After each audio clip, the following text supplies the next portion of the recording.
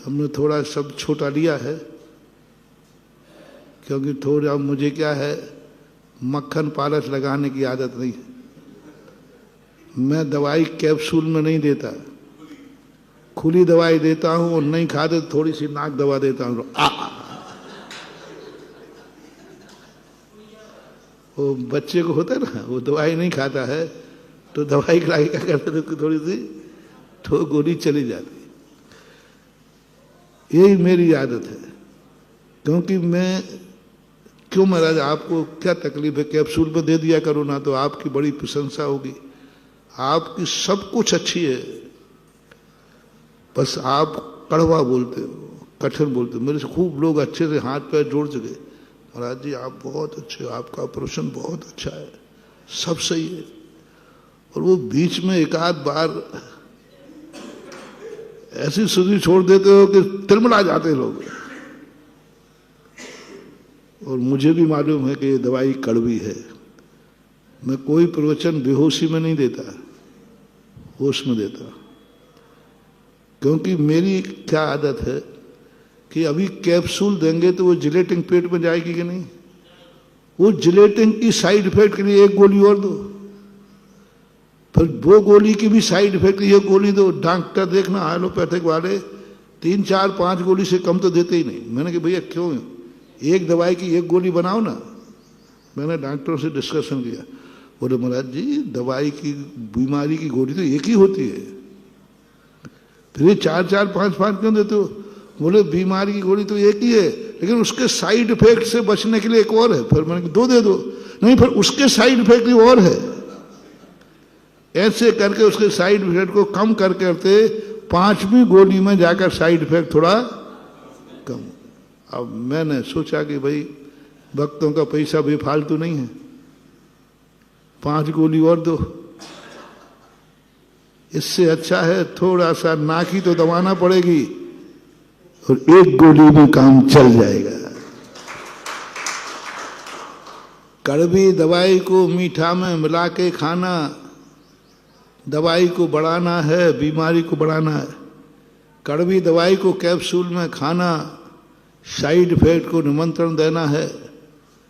और 2 4 6 महीने कैप्सूल खाना पड़े तो पेट में कितनी जिलेटिंग पहुंच जाएगी। वो जिलेटिंग से कोई फायदा नहीं है। इसलिए थोड़ा सा कष्ट उठा लिया करो रे मेरे भक्त लोगों। थोड़ा सा कड़वी दवाई है, नाक दबा के पी लिया बहुत बचत है। और मैं सीधी कह देता हूं भैया ए है, तो इसलिए मैंने थोड़ा छोटा शब्द किया, सड़क छाप। क्या शब्द दिया, ग्रस्त क्या है, सड़क छाप। महाराज जी बहुत छोटा शब्द है, हम लोग सड़क छाप नहीं। सड़क छाप का अर्थ है जिसको आधार चाहिए, जिसको आधार चाहिए। जितनी गाड़ियां हैं जो सड़क पे चलती हैं वे सब श्रावक की गाड़ियां। श्रावक का धर्म सड़क पे ही चलेगा, निराधार नहीं चल सकता। श्रावक का धर्म निराधार नहीं चल सकता, उसे आधार लेना ही पड़ेगा। जितने भी आपकी गाड़ियां हैं वे सड़क पर ही चलेंगी, उनको सड़क चाहिए। गृहस्थ को भगवान चाहिए, गुरु चाहिए, शास्त्र चाहिए, मंदिर चाहिए, धन चाहिए, सब। यानी उसका कोई ना कोई जितने सुख हैं वो उसके लिए सब पराधीन है। अमीर बनना तो धन चाहिए, धर्म करना तो गुरु चाहिए, पूजा करना तो भगवान चाहिए, भगवान चाहिए तो मंदिर चाहिए, मंदिर चाहिए तो मूर्ति चाहिए, मूर्ति चाहिए तो पंचकर्मा करना है, और पंचकर्मा करना है तो पैसा चाहिए। लोग आ गए ना वहीं घूम के।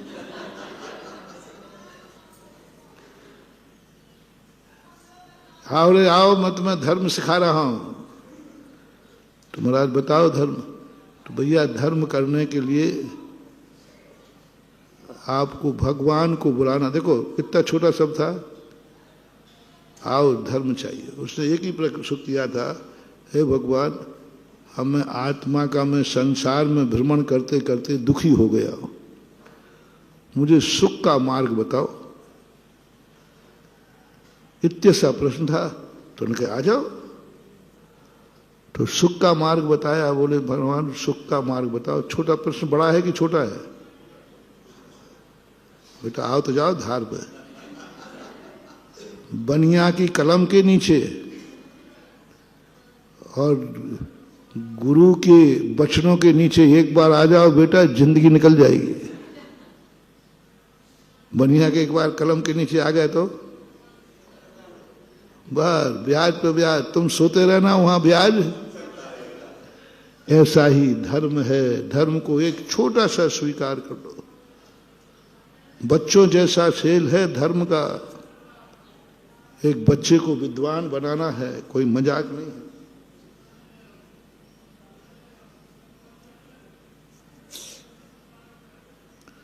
उस बालक को विद्वान बनाना है जिसको यही पता नहीं है कि मैं कौन हूं। बच्चे का जब जन्म होता है, उसके बच्चे की हरकतें देखकर तुम कह सकते हो कि ये कलेक्टर बनेगा, ये महाराज बनेगा, अरे क्या बनेगा।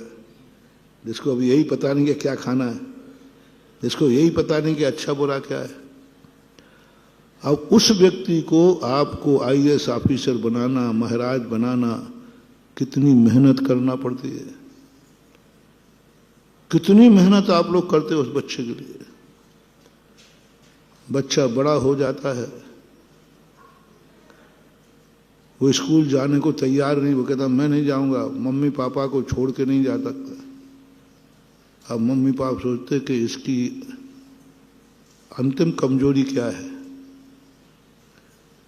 देखो, किसी को लाइन पर लाने के लिए व्यक्ति अच्छे से तो समझने वाला है नहीं, जैसे तुम लोग नहीं समझते। अच्छे से समझा रहा भैया देखो कर लो धर्म कर। अब महाराज जी देखो आप समझो बात को, आ जाओ मंदिर आ जाओ, देखो कर लो पूजा पाठ कर लो, अभिषेक कर लो।